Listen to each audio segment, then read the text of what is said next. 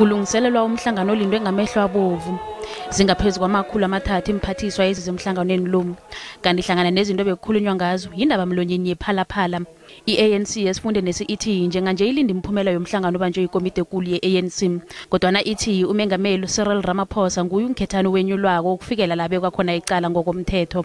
Is the president been charged? So far not yet. So that issue is too premature to be raised. When he got charged, obviously he must step aside. But at the moment he's not been charged. So he can't step aside. UMashilo uthi ba i-ANC yesifunde abavumelana nemphakamiso zokuthi iqedwe ukusetshenziswa kwamalahle enarheni le. This issue of just and energy is not an issue that is an easy for us, and we don't think we can just overnight close the mines. What do we do with these minerals? What do we do about the people that are here?